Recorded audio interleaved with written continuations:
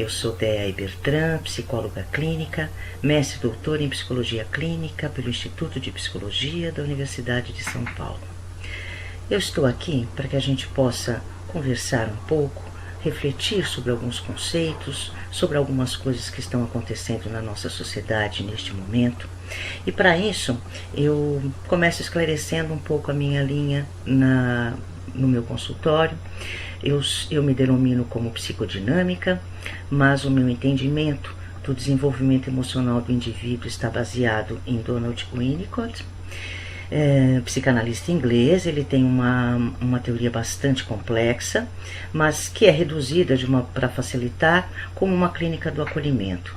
E isso tem a ver porque uma das coisas que ele postula é que o terapeuta tem que estar em função das demandas do seu cliente ou do seu paciente. Eu prefiro denominar cliente, porque eu acho que a psicoterapia, a análise, a psicanálise, enfim, ela não é só voltada para a resolução de problemas, né? Ou para transtornos, ou para sofrimentos psíquicos. A clínica psicoterápica é um espaço super privilegiado, a meu ver, para o autoconhecimento, para que você possa ampliar os seus campos de visão, para que você tenha alguém com quem conversar de uma maneira, em um ambiente estável, um ambiente sem julgamentos, e onde você está contando, a princípio, acredito que esteja contando, com o conhecimento de um profissional que estudou para isso, que fez as suas próprias psicoterapias, que recorrentemente solicita supervisões para os seus próprios atendimentos, porque a clínica acaba sendo um espaço muito solitário. Muito bem, eu dividi o nosso papo em 3 grandes blocos. Vou começar com o primeiro deles, que é sobre a invisibilidade gay, principalmente com relação à invisibilidade da conjugalidade gay. A minha pesquisa de doutorado, que eu defendi agora em agosto de 2017, foi justamente teve justamente esse objetivo, o de trazer à luz conjugalidades que não constam em nenhuma estatística, que não são modelares, que pouco aparecem nos produtos culturais que a gente absorve e consome, né? Então eu entrevistei 4 casais, 2 de homens e 2 de mulheres, sendo que a característica que os unia era o fato de serem casamentos longevos, ou seja, o mais novo tinha 25 anos de conjugalidade e o casal mais velho 40 anos de conjugalidade, e entre os dois deles por volta dos 30 e poucos. A pesquisa foi orientada pela professora titular Isabel Cristina Gomes, do IPUSP, e esses sujeitos, por conta dos casamentos longos, estavam na meia-idade ou já na terceira idade. Então a gente tem que considerar que é uma população diferente, bem diferente da população gay de agora, que agora, vamos dizer, estão a partir dos seus 20, 30, 40 anos, onde já começaram a encontrar uma série de facilidades, uma série de legitimações, a possibilidade de fazer uso da tecnologia reprodutiva para ter filhos, por exemplo. Nessa população que eu investiguei, não havia essa possibilidade. A única possibilidade de você ter filhos era você tendo um casamento ou uma união com outro sexo, uma ligação heterossexual.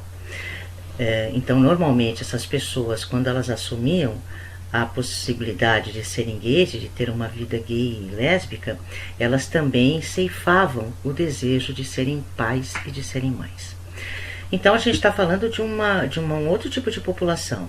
Uma população que, quando começou a se sentir homossexual, não tinha a menor respaldo social. Você não tinha livros, você não tinha filmes, você muito menos televisão, isso não existia.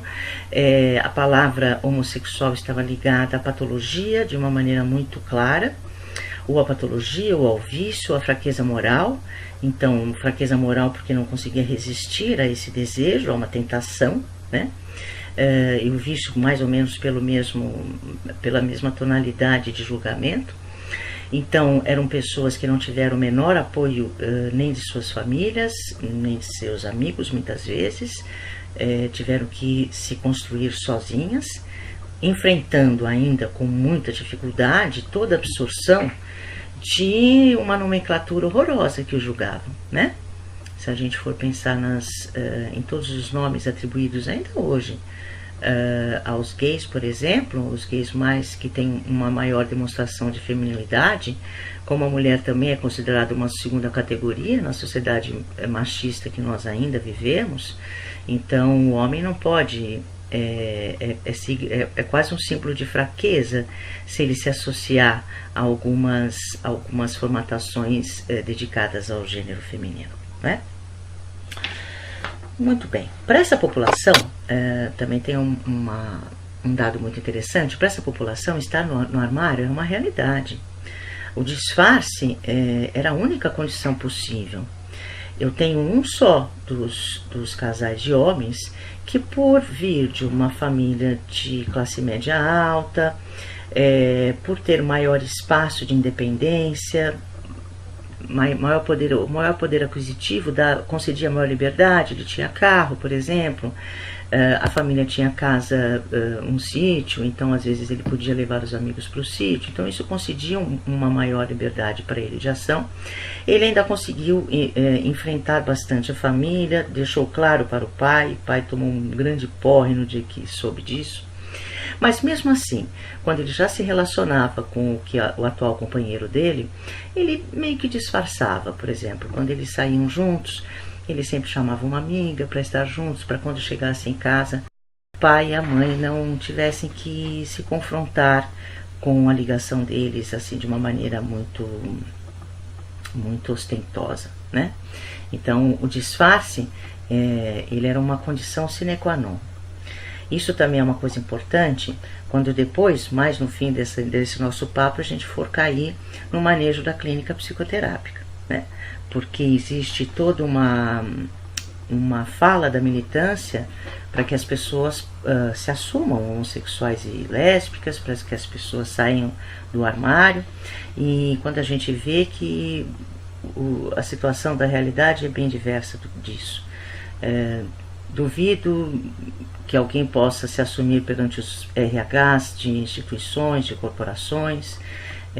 Pode ser que no ambiente artístico, no ambiente mais ligado ao entretenimento, à beleza, à moda, ou talvez a intelectualidade, ciências sociais, por exemplo, você tem uma abertura muito grande para esse tipo de expressão da orientação sexual.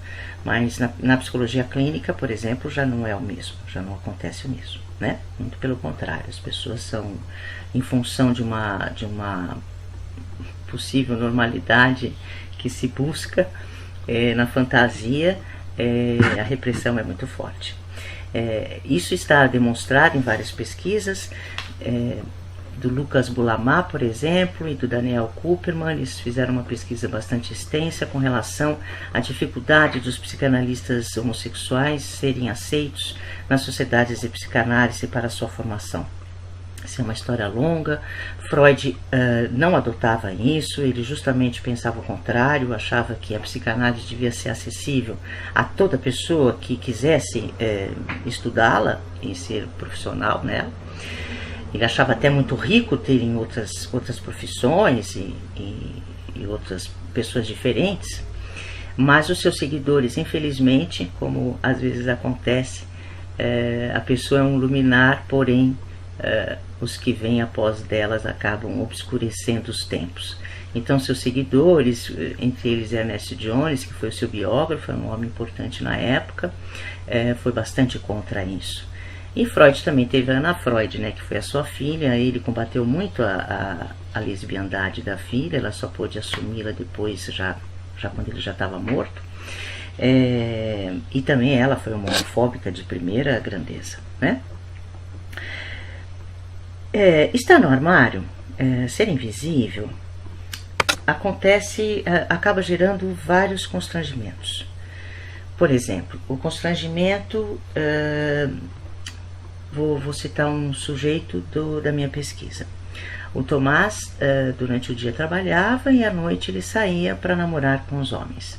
Quando ele conhece Donato e começa a se relacionar, Donato leva 6 meses para vê-lo à luz do dia. Só conseguia vê-lo à noite. Ele achava muito esquisito 2 homens irem almoçar. Esquisito 2 homens se encontrarem para passear.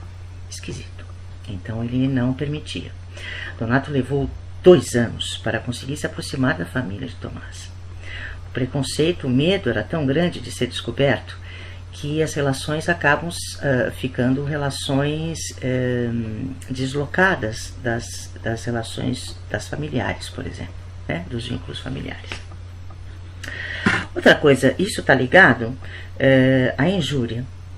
E a gente tem um filósofo francês chamado Ribon, que eu gosto muito, que diz que todo gay, toda lésbica, em algum momento sofreu uma injúria, direto ou indiretamente. E essa injúria assumiu o papel de um trauma. Uma dos meus sujeitos, uma das mulheres, ela apresentava isso com muita clareza. Verbalmente ela deixava claro que não gostava, por exemplo, de homossexuais masculinos, gostava de conviver só com mulheres. Deixava claro também que muitas das conquistas, das impossibilidades que ela teve profissionais foram devidos ao fato de ser gay, que ela não conseguiu alcançar vários postos, e embora ela tenha tido uma vida profissional muito rica, e hoje é uma pessoa que a gente pode considerar, já pode aposentada, mas pode considerar com um certo sucesso profissional, ela não se considera assim, e ela atribui a isso. Então ainda a gente vê que esses conceitos introjetados, eles acabaram por minar de alguma maneira uma autoestima de qualidade, né? A pessoa, todo mundo fala tão mal, todo mundo não quer ser, os pais são os primeiros a rejeitarem, então o que pode pensar uma criança ou um adolescente de si mesmo, né? E tudo isso a gente vai contar que a população gay, de uma maneira geral, tem um alto nível de estresse. As pesquisas americanas demonstram isso. As pesquisas brasileiras também já começam a falar sobre esse tema. E esse nível de estresse está associado justamente à descoberta da homossexualidade, né? A qualquer momento você pode ser descoberto. A qualquer momento alguém pode fazer alguma pergunta que te cause um constrangimento, principalmente em se referindo à vida profissional, né? Onde existe um preconceito bem claro. E outra coisa que eu acho que é interessante, se a gente considerar pensando nisso, é o preconceito que existe social mesmo. Quer dizer, qual é a mãe que irá levar a sua filha adolescente a uma ginecologista lésbica?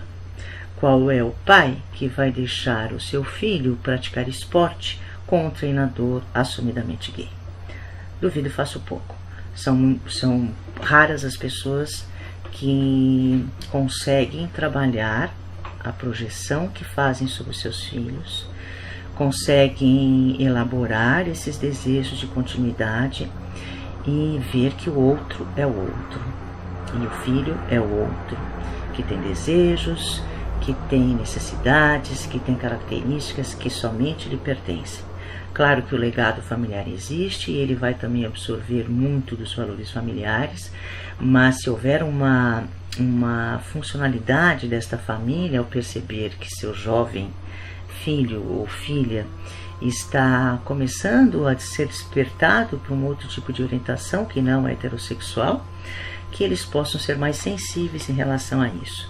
Uma das minhas funções pequenas, minha pequena contribuição é em relação a isso, para que mães e pais comecem a acolher os seus filhos do jeito que eles realmente são. Como diria o Winnicott, sendo suficientemente bons, não precisa ser perfeito, mas sendo suficientemente bons. E a gente não vê isso. Na minha clínica, eu estou cansada de ver pais e mães levarem seus adolescentes porque acham que eles estão iniciando vida amorosa homossexual. E aí você se encontra num grande dilema, porque o adolescente quer viver a sua vida, mas ao mesmo tempo quer atender aos pais. Os pais inviabilizam completamente os encontros que ele possa ter com o seu eleito, né? Começa a ficar difícil, e o jovem, o adolescente jovem também não tem poder de tiro, né? Não tem carro, não tem independência física nem financeira, então você acaba encontrando muitas pessoas que acabam cedendo à heteronormatividade, porque é mais fácil, porque não traz tanto conflito e porque os pais assim os aceitam. não é? Bom, como a gente entrou nesse tema da heteronormatividade, vamos para ela. O que vem a ser a heteronormatividade, né? É uma palavra que já existe há muito tempo, existe já há 40 anos, e ela diz o seguinte, que só existe a modalidade heterossexual como legítima, como válida socialmente. Tanto a homossexualidade, quanto a bissexualidade, quanto a sexualidade estão proscritas. Primeiramente, isso começou muito em função da procriação. E também por conta da ignorância. Principalmente os religiosos falam que a heterossexualidade acompanha a natureza, que a natureza fez o macho e a fêmea, e isso é uma grande balela. Realmente a natureza fez o macho e a fêmea, mas também existem os intersexos, aí também existem tantas outras possibilidades. E hoje a gente sabe que a homossexualidade habita todas as espécies, né? Eu costumo falar, meio brincando, que existe a mosca gay, mas existe. Há pouco passou uma foto na internet de 2 leões copulando e uma leoa do lado olhando placidamente, sem se importar com isso, sem precisar fazer greve e nem ter nenhum tipo de manifestação violenta.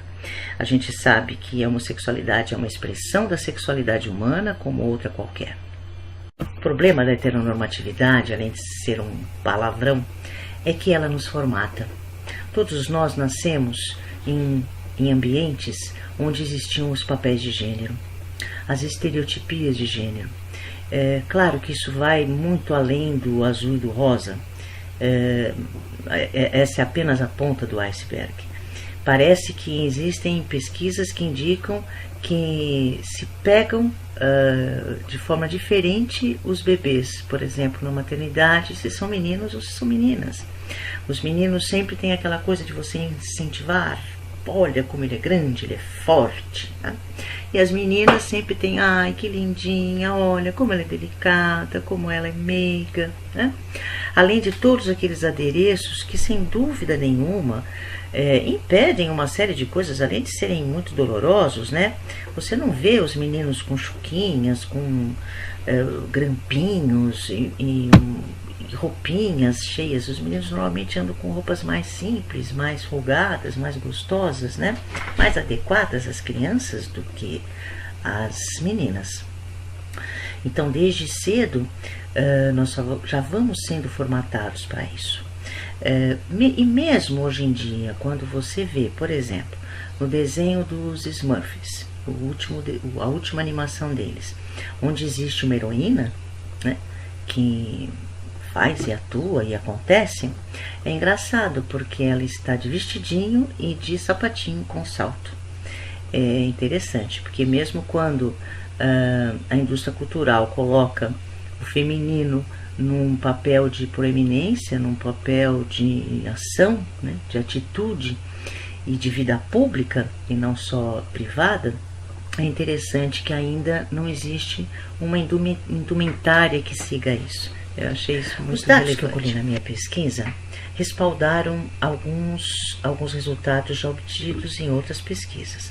A gente tem que levar em conta que as pesquisas sobre a comunidade gay, de uma maneira geral, e aí eu incluo homens e mulheres, gays e lésbicas, são feitas desde os anos 50. Então, nos Estados Unidos, por exemplo, nós temos uma massa de pesquisas e de resultados muito contundente. Só não vai ver e vai verificar quem não quiser, porque está disponibilizado, inclusive, com acesso livre. Essas pesquisas foram feitas com várias intenções. A primeira delas, pela Evelyn Hooker, que foi para conseguir as provas de que os homossexuais não eram doentes, né? Para que fosse retirada a patologia dessa orientação sexual. Isso foi feito também em 1973, numa pesquisa muito grande que justamente revelou isso. Eles pegaram várias pessoas misturadas, as orientações, psicanalistas e psicólogos, e falaram, olha, diferencie. Vamos ver se você diferencia, se você saber da orientação, você diferencia quem tem patologia ou não. E aí o resultado foi que eles não conseguiram diferenciar. Então isso foi muito contundente e serviu de provas mesmo, de discussão, para que a despatologização começasse a ocorrer a partir daí. Ela vem num longo processo, né, nos anos 80, anos 90.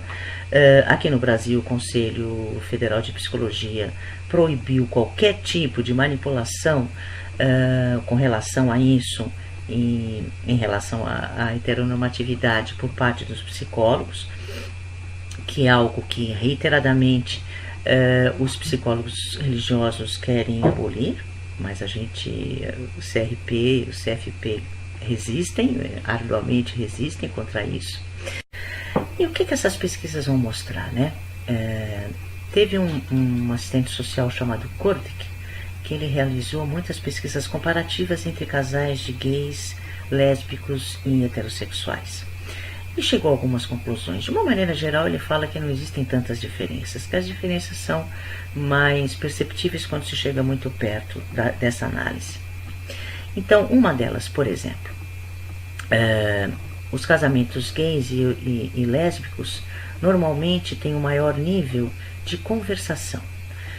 Existe um comportamento chamado, um comportamento típico, normalmente de homens, que não aguentam muito conversar. E a mulher fica querendo fazer DR, ele não aguenta e aí ele sai da sala, né? E encerra a discussão com a sua ausência. Isso é um comportamento muito observado, por exemplo, pelo Kordek, nos casais heterossexuais que ele pesquisou. O contrário acontece com os homossexuais. Tudo é mais conversado. E isso se estende também aos papéis de gênero. As atividades domésticas, por exemplo, são mais facilmente equilibradas nos casais gays do que nos heterossexuais. Nos heterossexuais a gente vai ter ainda uma rivalidade muito grande de gênero. Isso é apontado ainda como um grande causador das violências e todos os outros conflitos. Não que não exista isso no casal gay, né? Hoje em dia já se sabe, já se tem alguns dados que indicam também um alto nível de agressividade em alguns casais. Mas esse é um estudo que começa agora e não está calcado, pelo que aparentemente se nota, nas problemáticas de gênero, e sim, muito mais no que está ligado à aceitação social. Então, por exemplo, eu tive um casal de mulheres que no começo da relação elas chegaram a ter até agressão física.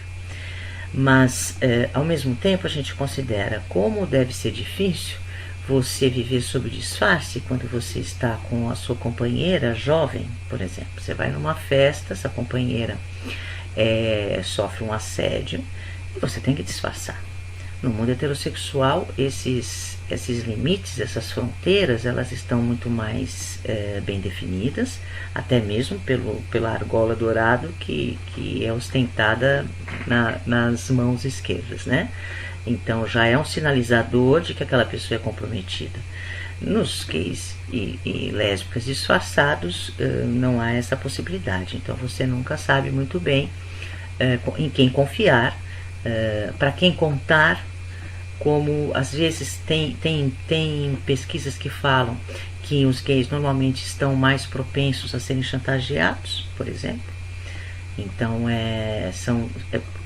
a homofobia social acaba criando uma capa de ataques ininterruptos que faz com que os gays precisam se defender. Uma dessas defesas, também apontada nas pesquisas, e eu consegui comprová-la, diz respeito à fusionalidade. O que quer dizer isso? Se presume que quando duas pessoas se conheçam e se apaixonem, nos primeiros momentos, nos primeiros tempos, existe uma projeção muito forte da própria pessoa no outro. O que ela espera, as suas carências, as suas necessidades, as suas fantasias. O outro vem sorridentemente trazendo a solução para todas as nossas mazelas, né? Então é um período em que é um período até antropofágico, um pouco pela paixão, né? As duas pessoas se unem de uma tal maneira até canibalisticamente, e a paixão é um ardor que não tem fronteiras, que não tem limite e que pressupõe que um mergulhe no outro, A partir do momento que o tempo vai passando, os dias vão se dando e as decepções vão acontecendo, você começa a perceber que o outro é o outro. E o outro não está ali para corresponder às suas satisfações. Então, esse momento é o momento da alteridade. Então, em contraponto à fusionalidade, você vai ter a alteridade. O que quer dizer isso? São duas pessoas, são dois universos, são dois desejos, são duas necessidades, são dois mundos que não vão somar-se e configurar um outro. São dois mundos que vão ter vínculos e vão permear e trocar uma série de coisas em comum, mas continuando a ser diferenciados na sua maior parte do tempo. Então se presume que um casamento maduro ele contém alteridade, né? E um casamento mais imaturo, mais narcísico, mais egóico, mais infantil, ele tem a necessidade de uma maior fusionalidade. Muito bem. Acontece que os heterossexuais eles têm um apoio social muito claro. Eles têm rituais seculares. Quando duas pessoas formam um casal, existe todo um apoio da sociedade, familiar. Vários papéis são assumidos, né? Papéis de sogra, de cunhado, de sogro, de genro, de nora, e de sobrinhos, de tias. Então, assim, existe toda um arcabouço social que fundamenta, que legitima, que consolida esta relação. E existem teóricos que falam exatamente isso. Para um casamento acontecer, ele vai ter que ter o desejo pessoal das pessoas envolvidas, vai ter que ter os desejos dos familiares e o desejo das instituições sociais. Com os gays, principalmente da minha pesquisa, não aconteceu nada disso. Tinha só o desejo deles. Ao contrário, enfrentaram problemas para assumirem com relação à família e em relação à instituição, a maioria deles nem chegou a assumir. Então, a gente pensa assim, puxa, se um casamento heterossexual funciona num tripé, desejo dos dois, família e sociedade, institucionalmente falando, como é que fica um casamento gay? Funciona só no desejo, é um tripé só? Então, se a gente considerar assim, você vai ver que a necessidade de fusionalidade é maior. Eles precisam se unirem, porque se eles não se unirem, eles estão muito fragilizados perante os ataques sociais homofóbicos. Então, quando se pensa nos casais gays, não se pode analisá-los sob o formato que a gente analisa os casais heterossexuais, né? Giddens é um sociólogo muito interessante. Ele fala que os casais gays têm muito a ensinar aos heterossexuais, porque já convivem com essa liberdade, com esta falta de modelos, com este improviso nos seus dias há muito tempo. E agora que os casais héteros estão começando a quebrar essas liturgias, né, de casamento, vestido de noiva e esses outros rituais. Embora, ao mesmo tempo, de uma maneira muito curiosa, alguns homossexuais busquem exatamente esse tipo de pertencimento e terem isso. É muito interessante, se você pensa no humano, você não consegue nunca fazer uma forma só, né? Então, ao mesmo tempo que tem gays que, por exemplo, dois dos meus sujeitos, que meio que tiram sarro dos casamentos e dessa coisa de querer ter filhos, e se apoiam, teoricamente, tem uma psicanalista francesa muito interessante, chamada Ruth Nescot, que ela faz uma análise meio que questionando o porquê dos gays agora quererem ser família. Se sempre foram libertos, se sempre foram até invejados, entre aspas, pelos heterossexuais pela liberdade que possuíam, por não terem filhos, tinham toda a sua renda para si mesmos, então são pessoas que às vezes conseguem um maior acesso a viagens, a padrões de consumo com mais qualidade, enfim, ela questiona isso. E ao mesmo tempo, você vai encontrar, por exemplo, alguns depoimentos. Eu li um depoimento de uma americana dizendo que quando começou essa coisa da legitimação do casamento na cidade dela, ela ficava pensando assim, nossa, nunca pensei que eu pudesse me casar, que coisa esquisita ficar noiva, fazer comemoração, ter festa, mas ao mesmo tempo que gostoso, que possibilidade boa da gente poder também fazer parte disso tudo. Então vejam, não há o que a gente tem que entender como psicoterapeuta, eu acredito, é que você realmente tem que estar em função da descoberta do desejo do seu cliente. Às vezes as pessoas sabem muito bem o que elas não querem, mas tem certa dificuldade de saber o que querem. Tem certa dificuldade de se tornar independentes, por exemplo, dos legados familiares, né? Ah, meu pai queria isso, minha mãe queria isso, e de repente eu venho para fazer uma contribuição neste núcleo. Ou não. Ou eu venho justamente para ser o diferente, eu venho justamente para mostrar que existem outras possibilidades de vida, né? O cliente que está à nossa frente, ele precisa ser olhado na sua especificidade. E para que a gente possa olhar para o nosso cliente, respeitando e acolhendo a sua especificidade, nós temos que ter trabalhado com esses temas também, né? Nós temos em nossas próprias psicoterapias de ter revisto as nossas escolhas, de entender como nos formatamos, como nos desenvolvemos e como os conceitos heteronormativos, por vezes, tonalizam as nossas interpretações, né? Eu vejo bastante isso em análises de caso, quando eu frequento congresso. Agora tem muitos casais que estão procurando as psicoterapias porque estão se confrontando com dilemas existenciais, profissionais, às vezes amorosos, às vezes por conta do desejo de ter filhos, de como criá-los nessa sociedade. E a gente vê os psicoterapeutas só preocupados com a diferença sexual, como é que será que acontece, como é que será que é isso, como é que quem faz o papel do quê. Então assim, o conhecimento está aí, está disponível, só não aprende quem não quer, só não reflete quem não busca ajuda, e isso tem a ver até um pouco para alguns psicólogos que fazem um trabalho que eu também acho muito importante, de empoderamento aos seus clientes, para que eles possam se sentir fortes para enfrentar as adversidades e assumir o seu desejo. Por vezes, você tem que dar tempo até à dúvida. Por vezes, esse processo, por exemplo, se a pessoa não tem uma homossexualidade muito forte, né, e exclusiva, se ela tem um pouco desejo pelo sexo oposto, por exemplo, por vezes ela fica em dúvida durante muito tempo. Às vezes ela pode até querer ter essas relações e o psicoterapeuta tem que dar espaço para tudo isso acontecer. O desejo é do cliente, a escolha é do cliente e o nosso papel é facilitar esse processo. É abrir os campos, é descortinar horizontes, é ter uma presença estável, afetiva, que esteja junto com o cliente, como eu costumo dizer, coração batendo junto, né?